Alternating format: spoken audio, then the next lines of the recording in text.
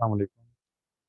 In this part of the video, we will discuss question number 6 and question number 7 of paper 2 2018, May June 2018. Actually, the question number 6 is belongs to the graph of function, which is very important, and question number 7 will belongs to topic further trigonometry and bearing. So both the topics are very important related to paper 2 regarding to paper 2. So आप लोगों ने ध्यान से इन सवाल को समझना, ये इस साल भी सवाल 100% आने हैं. So let's start question number 6. Question number 6 is about graph of function. Graph of function का जो पैटर्न होता है वो ऑलमोस्ट सेम होता है. टेबल आपके पास गिवन होता है, you need to complete the table first. उसका 1 से 2 मार्क्स होते हैं. After completing the table you need to draw the points on the graph. So आपने सारे पॉइंट्स प्लॉट करने के बाद then you need to draw the smooth curve करने के बाद उसके जो क्वेश्चंस आते हैं फिर वो हम लोग सॉल्व करते हैं. अच्छा जी, the first step is to plot the points. x is equal to -1 पे आपके पास y मिसिंग है और x इज इक्वल टू 7 पे y मिसिंग है. Okay, so what you need to do, आपने x की जगह इक्वेशन में -1 पुट करना है. -1 square upon 2 -3x will replace by -1 plus 2. The original equation is y is equal to x square upon 2 -3x plus 2. यहाँ पे जो जहाँ जहाँ x है वो आपने रिप्लेस कर देना है -1 से. So -1 square plus 1 upon 2 -1 -3 into -1 plus 3 plus 2 5 plus 0.5 become 5.5. So when you replace x by -1, you will get the value of y 5.5. ये कैलकुलेट भी कर सकते हैं और डायरेक्टली कैलकुलेटर में भी पुट कर सकते हैं. 1 मार्क का क्वेश्चन है, 1 mark is for correct answer only. तो आप डायरेक्टली कैलकुलेटर में भी पुट कर सकते हैं. इसी तरह से आपने नेक्स्ट वैल्यू 7 पुट करनी है यहाँ पे. जब आप 7 पुट करेंगे again you will get the answer 5.5. हर जरूरी नहीं हर बार सेम है, आपने कैलकुलेटर में पुट करके देखना है.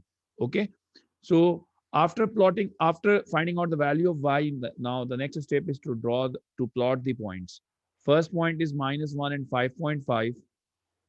-1 and 5.5 is over here.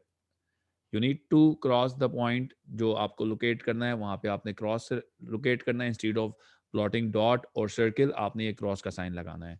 ठीक है, then second point is 0 and 2 is over here. So 0 and 2, plot point 0 and 2. The third point is 1 and minus 0.5. 1 and minus 0.5 is over here. 1 and minus 0.5. Then 2 and minus 2. 2 and minus 2 is the third point. The fourth point is, the fifth point is 3 and minus 2.5. 3 and minus 2.5. Minus 2, 3, minus 2, minus 2.2, 2.5. 3, 2.5 is over here, minus 2.5. The fourth, the fifth point is 3 and minus 2.5 is over here. 3 and minus 2.5. Acha ji. Then 4 and minus 2. 4 and minus 2 is over here. 4 and minus 2.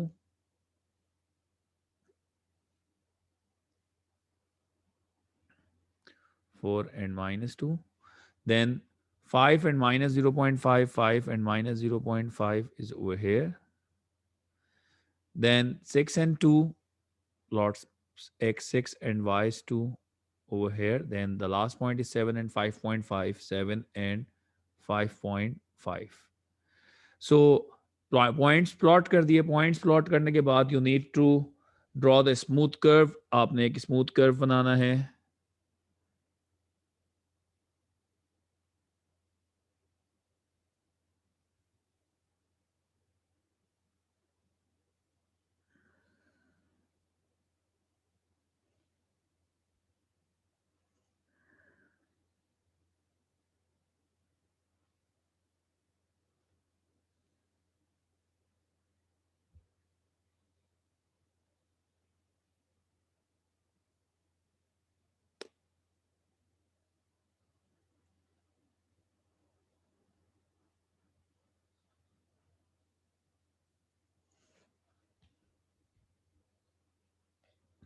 You need to draw the smooth curve.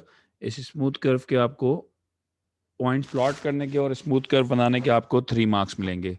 After drawing a smooth curve, then the next question most of the time is to find a tangent by to find a gradient by drawing a tangent. By drawing a tangent, you need to estimate the gradient when x is equal to 1.5. So आपने x equal to 1.5 पे tangent line draw करनी है. x equal to 1.5 कहाँ पे? x equal to 1.5 is over here. आपने इस point पे, ये 1.5 है हमारा, यहाँ पे कर्व कहाँ आ रहा है? इस जगह पे. यहाँ पे आपने टेंजेंट लाइन ड्रॉ करनी है x इक्वल टू 1.5 पे. टेंजेंट लाइन मींस ऐसी लाइन ड्रॉ करनी है जो कि सिर्फ इस पॉइंट को टच करते हुए जाए. x equal to 1.5. सो ये हम लाइन ड्रॉ कर देते हैं. This is the tangent line जो कि सिर्फ एक पॉइंट को टच करते हुए जा रही है. x equal to 1.5. सो इसमें रेंज होती है आपके पास. रेंज के अंदर आंसर आना चाहिए. अगर रेंज के अंदर आंसर आता है तो फाइन, अदरवाइज आपको 1 मार्क मिलेगा, 2 मार्क्स नहीं मिलेंगे. So first point, take any 2 points which lies on the line -1.5 and 1.5 and -1.4. एक पॉइंट हमने ले लिया 1.5 एंड -1.4, और दूसरा पॉइंट हम लेते हैं 0.1 2 3 4 5, 0.5 and 0, 0.5 and 0. Take, it's up to you. You take any 2 points which lies on the line. Line पे मौजूद कोई भी 2 पॉइंट्स ले सकते हैं, आप लोगों की मर्जी है. ठीक है, मैंने ये 2 पॉइंट्स लिए 1.5, एक ये पॉइंट लिया मैंने 1.5 एंड -4, और एक मैंने x एक्सिस वाला पॉइंट लिया. Now, after taking 2 points, you need to apply the formula finding out the gradient y2 minus y1 over x2 minus x1. The first coordinates are x1 and y1 and the second coordinates are x2 and y2. आपने y2 minus y1 upon x2 minus x1 का formula apply करना है. y2 is 0 minus 1.4, y2 minus y1 upon x2 is 0.5 minus x1 is minus 1.5. So it become plus 1.4 upon minus 1.5 and 0.5 गए -1. So answer is, when you divide them, you will get -1.4. So your answer is -1.4. So इसके अंदर range given होती है, उस range के अंदर आपका answer आना चाहिए. Your answer is -1.4 which is the correct one. आपके पास जो रेंज क्वेश्चन में गिवन है वो -1.3 से -1.7 तक गिवन है. हमारा आंसर आया -1.4 which is the correct answer. Okay, so इस पे आपको पूरे मार्क्स अवार्ड दिए किए जाएंगे. Now the next step, complete these inequalities to describe the range values of x when y is greater than or equal to 0. Y is greater than or equal to 0 means y is equal to 0, means y is equal to 1, means y is equal to 2, means 0 और 0 से बड़ा. उस पे x के अंदर क्या फर्क आ रहा है, x के आंसर्स में क्या फर्क आ रहा है जब हम inequality y greater than or equal to 0 plot कर रहे हैं. So y is equal to, अगर मैं 0 प्लॉट करता हूं, so y is equal to 0 कहते हैं x एक्सिस को. मैं ऐसे रेंडमली आपको लाइन ड्रॉ करके बताता हूं. y इज इक्वल टू, अगर मैं 0 प्लॉट करता हूं तो ये आपके पास y is equal to 0. y is equal to 0 पे एक आंसर यहाँ आया x का, एक आंसर आपका यहाँ आया x का. फिर मैं y is equal to 2 means y की वैल्यू बढ़ाता हूँ, y is equal to 2 plot करता हूँ. सिर्फ समझाने के लिए बता रहा हूँ, वरना अदरवाइज आप लोग डायरेक्टली करेंगे. y इज इक्वल टू 2,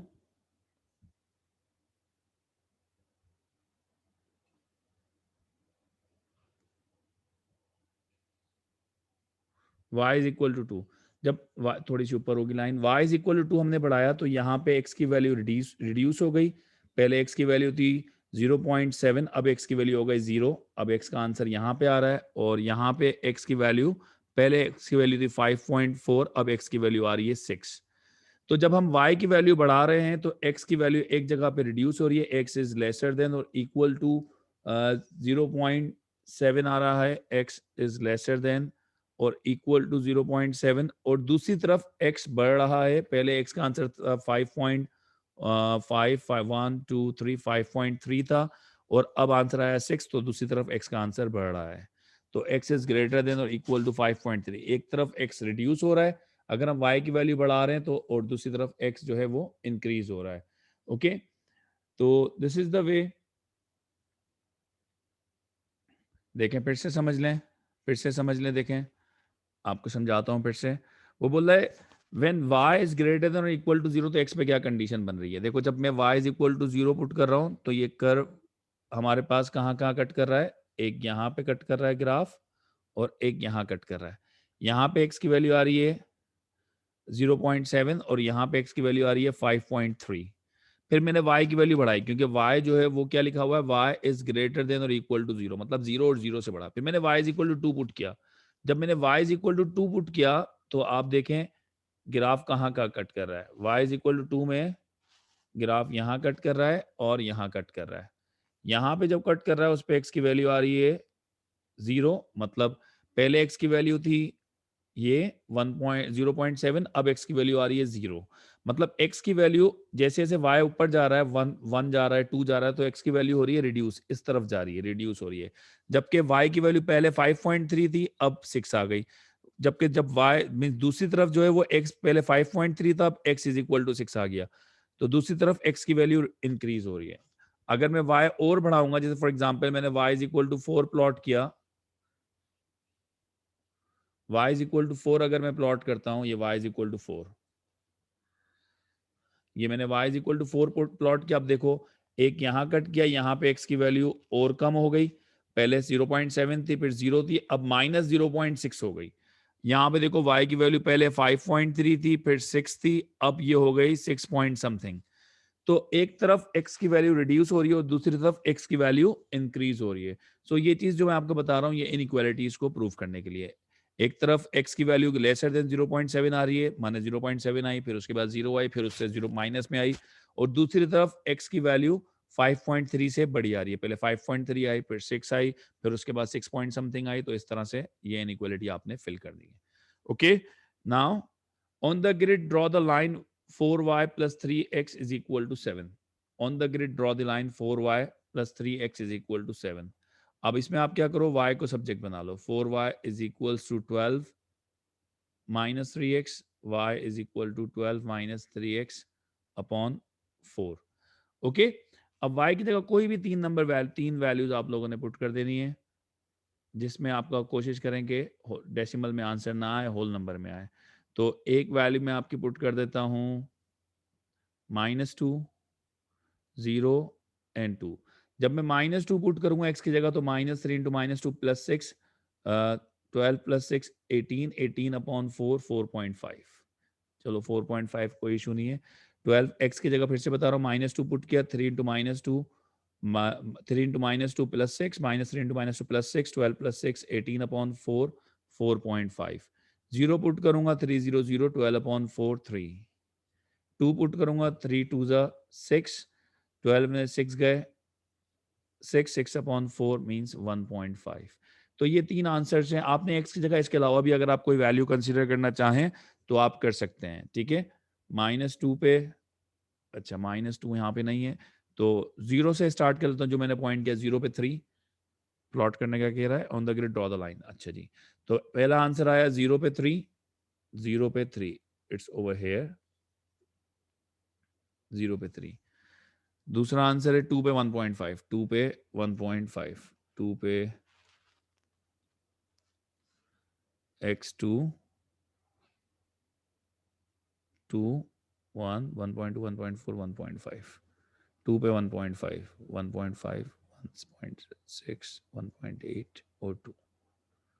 अब ये 2 पॉइंट्स मिल गए आपको, आप इसको स्केल से ज्वाइन कर दें। आप चाहें तो तीसरा पॉइंट भी हमने निकाला था लेकिन वो आउट ऑफ द रेंज आ रहा था। आप इसके अलावा भी कोई भी 3 पॉइंट्स ले सकते हैं, -2 के अलावा भी ले सकते थे, कोई इशू नहीं है, ठीक है। तो टेंशन लेने की जरूरत नहीं है, आपने ये लाइन ड्रॉ करनी है।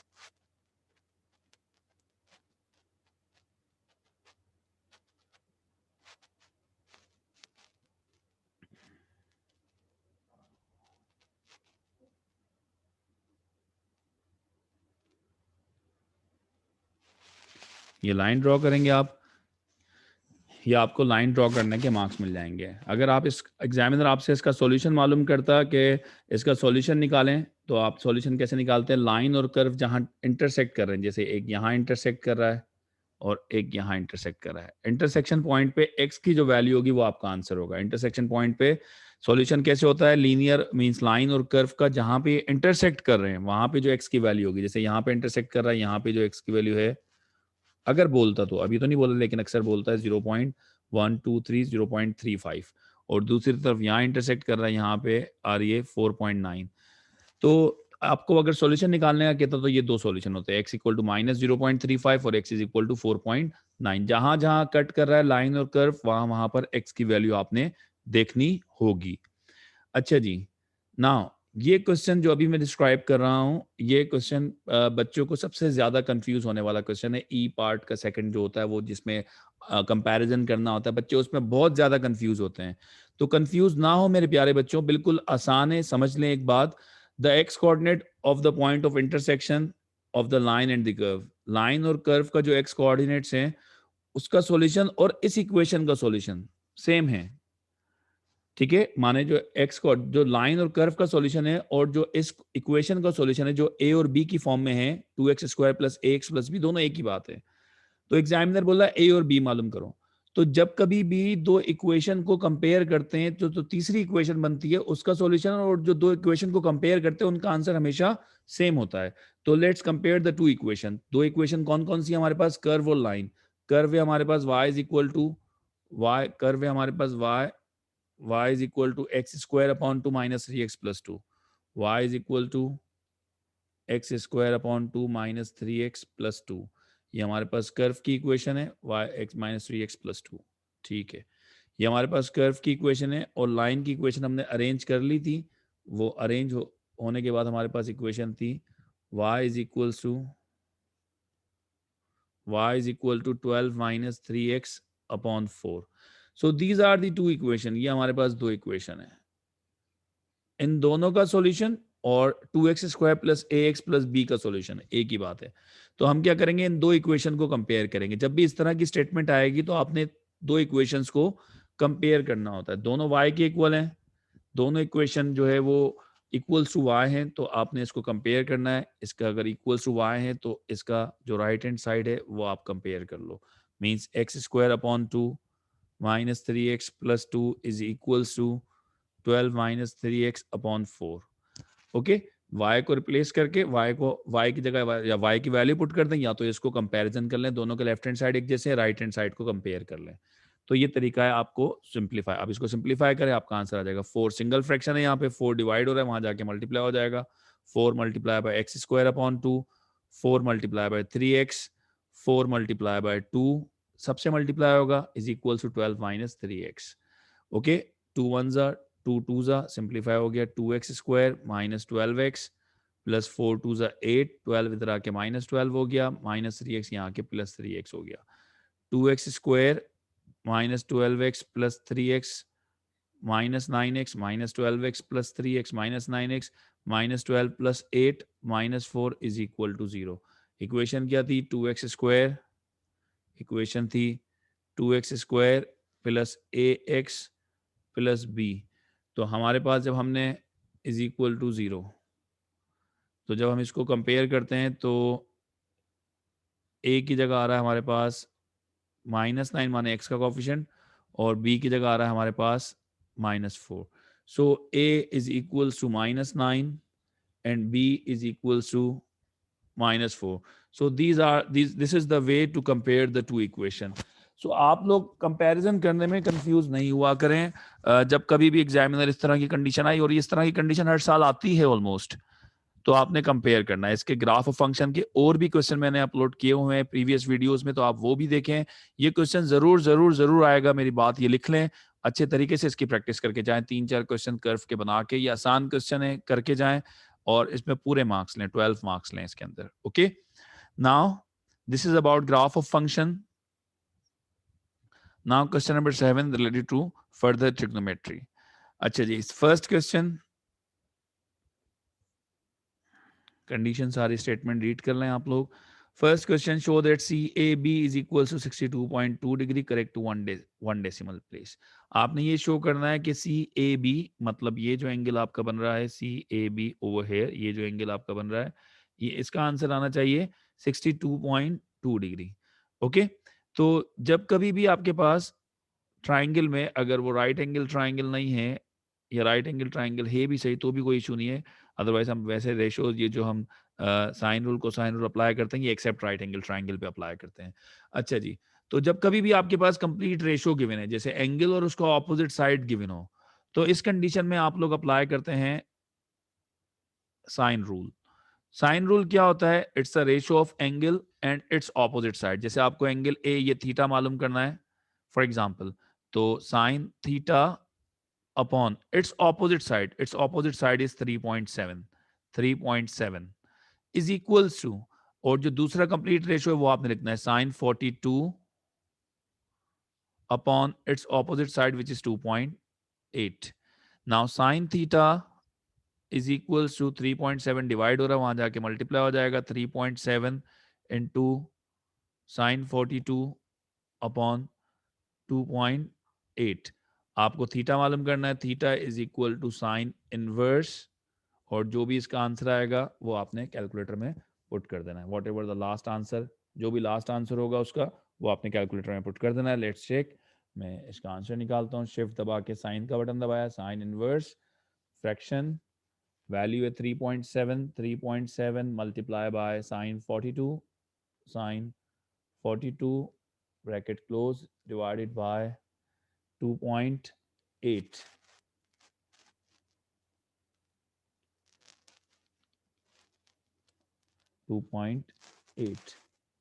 आपका फाइनल आंसर आया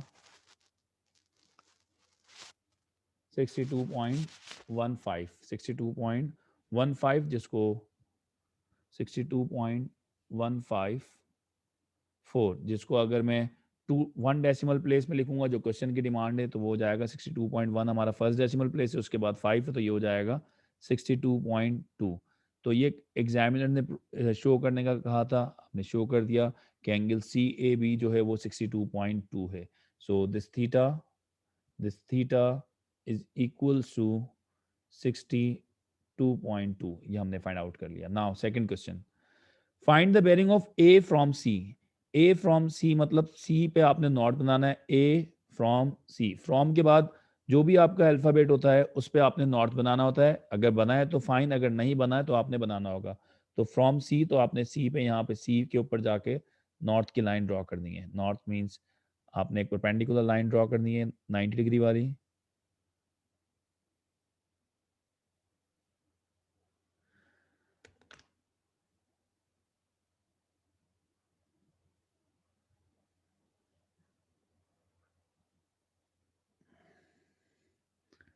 आपने एक परपेंडिकुलर लाइन ड्रॉ करनी है, ये आपने सी पे नॉर्थ बना दिया।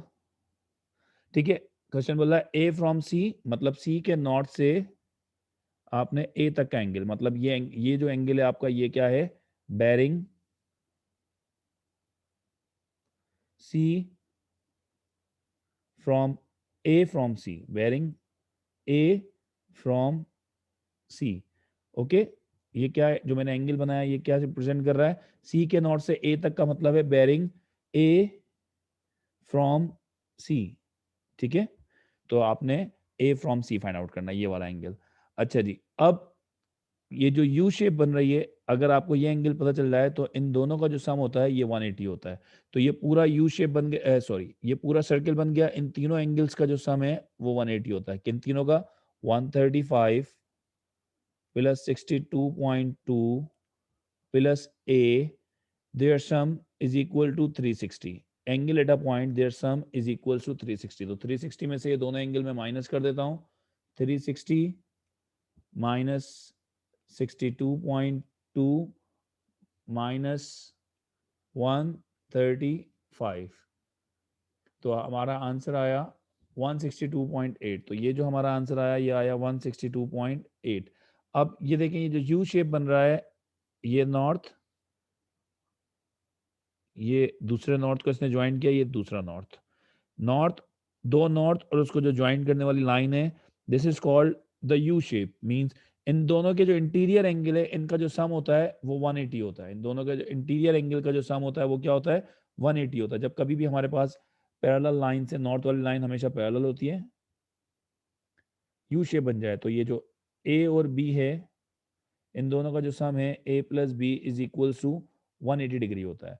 तो 162.8 आ गया, तो 162.8 को मैं 180 से माइनस जब करूंगा तो मेरे पास आंसर आएगा 17.2। तो हमारा जो बेरिंग आया वो क्या आया 17.2। तो a from c is equals to 17.2 degree. तो ये हमारा था बेरिंग 17.2 डिग्री। अच्छा जी, उसके बाद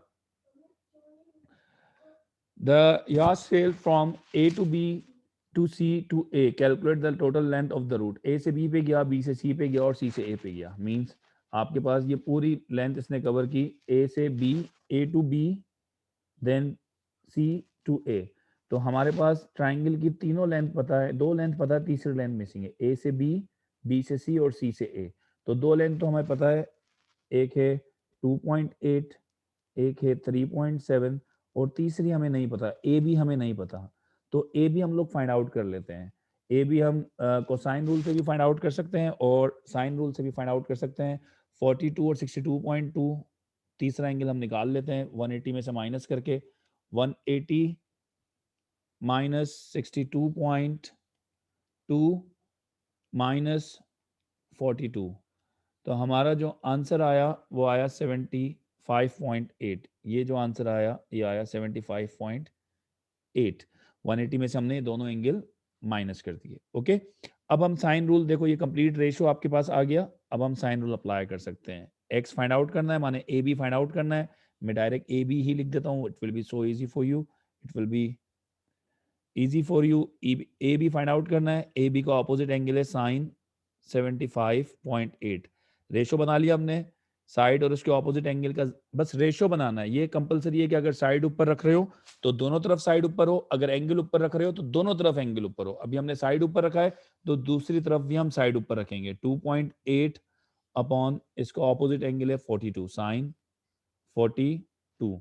सो A B is equal to 2.8 multiply sine, ये डिवाइड हो रहा था यहाँ पे, इक्वल्स टू उधर जाके मल्टीप्लाई हो गया, sign 75.8 divided by sine 42।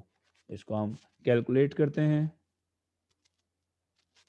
2.8 multiply by sine 75.8 divided by sine 42। तो हमारा आंसर आएगा ए बी का 4.06।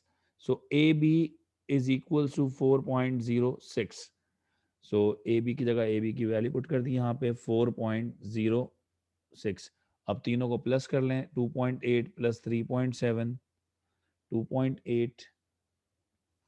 2.8 प्लस 3.7 प्लस 4.06, 4.06 और 4.1। तो इसका आंसर आया हमारे पास 10.56, 10.56। सो थर्ड आंसर हमारे पास आया तीनों को प्लस करने के बाद 10.56। सो ये था क्वेश्चन नंबर 7, जिसमें हमने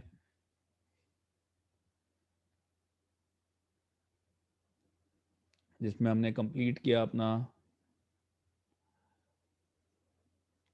trigonometry and graph of function। so this is about graph of function and trigonometry। ये हमने आज साइन रूल पढ़ा। नेक्स्ट क्वेश्चन इसका साइन रूल, कोसाइन रूल की कंप्लीट वीडियोस मौजूद हैं। अगर आपने इस टॉपिक को समझना है तो उन वीडियोस को जाके देखें, आपको इस टॉपिक का एक एक कॉन्सेप्ट क्लियर हो जाएगा। Sine rule, cosine rule, bearing, सारे कॉन्सेप्ट की वीडियोस चैनल पे मौजूद हैं। For more videos like and subscribe the channel.